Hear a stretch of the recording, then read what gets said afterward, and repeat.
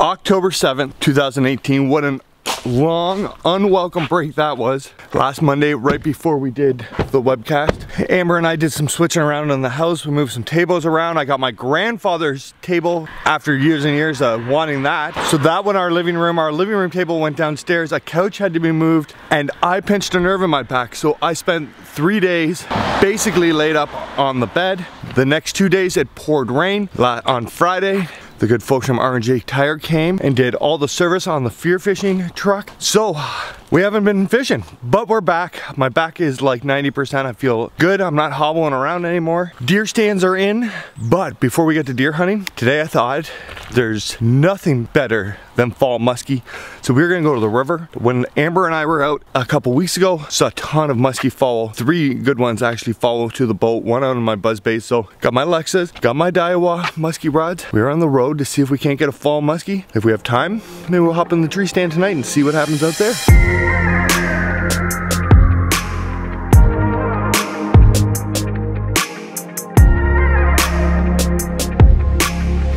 Made it here, stopped to get a coffee, put a little gas in the boat, and guess what I forgot? Probably the most important thing for muskie fishing. I didn't bring my muskie net. It's at home in the shelter where I keep the boat. I got my Daiwa rods, I got my Panoptics, I'm gonna see everything. And if we hook a bruiser, we are gonna have a heck of a time landing that fish by tail grabbing them. So, it's a bummer. Don't forget your net when you go muskie fishing. It's hard on you. I've pulled 3 hooks out of myself this year. I do not want a big muskie hook in my hand, but we're too far to turn around now and go home. I didn't bring any bass rods because if I brought bass rods, I'm gonna see some trees and start flipping and I'm never gonna cast for muskie. So put the boat in the water.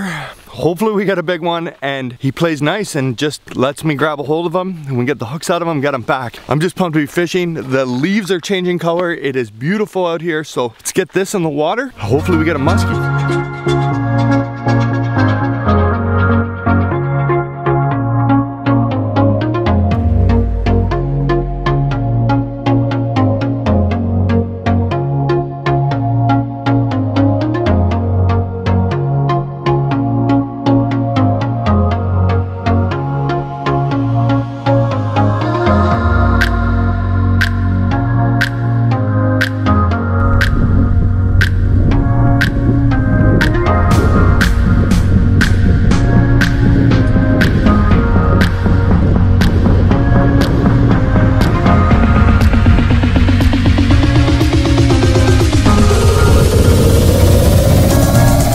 Muskie.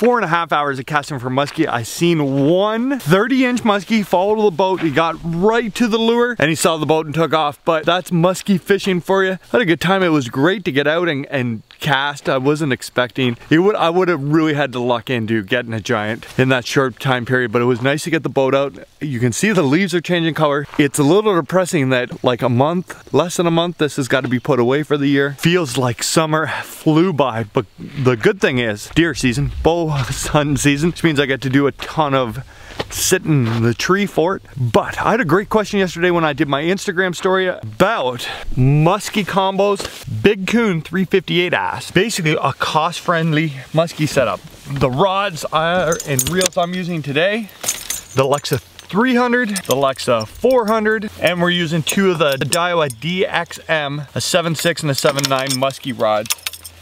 I know muskie fishing can be, you know, it's really fun to do. I don't get to go a lot. Before I had the great people at Daiwa send me these, all I would do is use a really heavy bass combo. Daiwa is coming out with the Tatua 200. I use the 150 all the time. You guys have seen it on the vlog. If I was going to recommend, you know, an inexpensive way to get into muskie fishing, get yourself a Tatua 200, a really heavy action swim bait rod, or, you know, a 7-Eleven heavy action flipping rod, and then you can use it for bass fishing and muskie fishing. So it's like a 2-for-1. You're not invested all into bass, but you're not all invested into the muskie world either. And then you can get out on the lake. I got another good question, and we'll answer that when I get this beast home. Made it home. I had to make a quick stop at Harris Boat Works. When I got to shore, I took the plug out of the boat and I misplaced the plug, so I had to stop at Harris Boat Works and get a plug.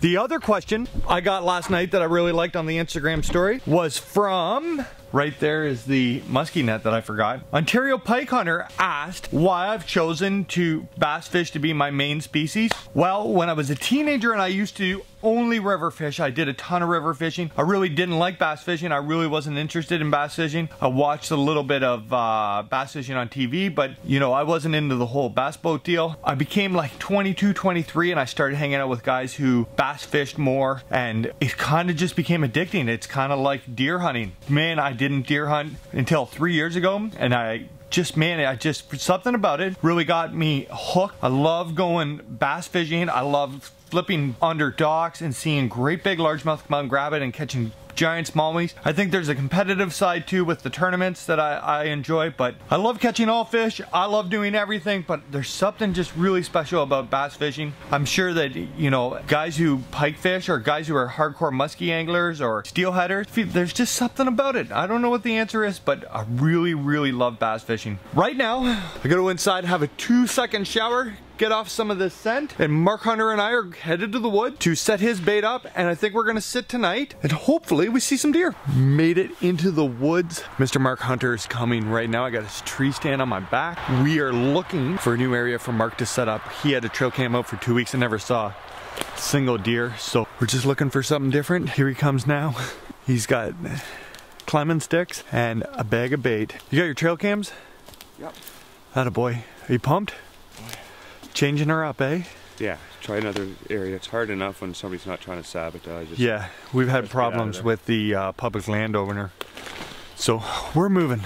All right, we have a plan. After hours of debating, Marcus has picked a tree and a bait site's gonna be a little close, but in here we're having a hard time finding anywhere to shoot and a good tree with some backdrop. So Marky thinks he's found the spot. You think you found it?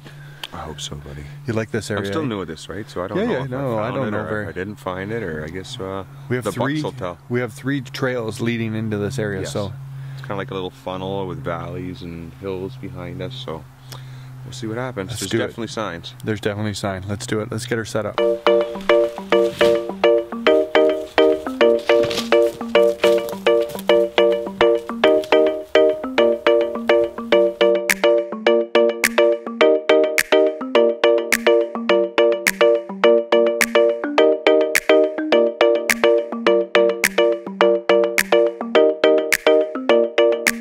So we thought we had marked the perfect tree right here, adjacent to his bait pile. But it turns out when we got Mark up there, that it made a whole lot more sense for Mark to be in this tree.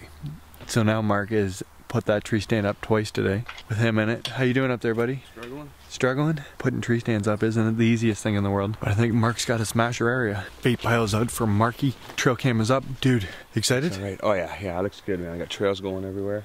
I really like this spot. Cam's up. We're gonna leave this spot obviously for the day, or 2 or 3 or a week. 2 weeks. You got your cam up? We'll check that periodically. And go from there. Let's get some cam on and go hunting. Okay. Let's do it.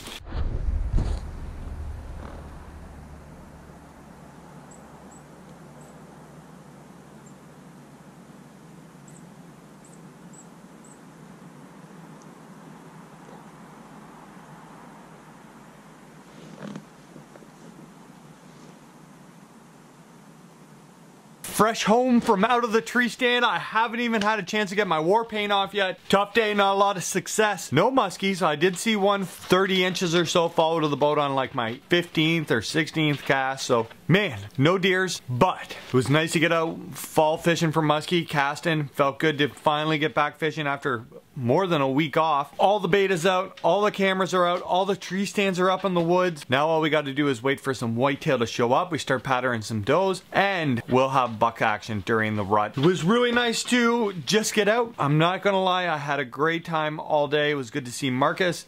I'm glad we got his stuff out. He's very excited. Bow hunting and muskie fishing are a lot alike. It takes a ton of time, a ton of hours in the woods and on the water to pattern them and to stay on top of them. Lots of guys I know who are really good fishermen are really good bow hunters, and lots of surprisingly bow hunters I know are hardcore muskie fishermen. So maybe there's something hand in hand. I'm somewhere in the middle. I'd like to power fish. I feel like bow hunting is a little finesse for me, but I do really enjoy going. Tomorrow, last night was Thanksgiving, so I'm going upstairs to get this war paint off, have Thanksgiving leftovers with Amber. The kids are back tomorrow, so we're going to do something Thanksgiving-ish with them.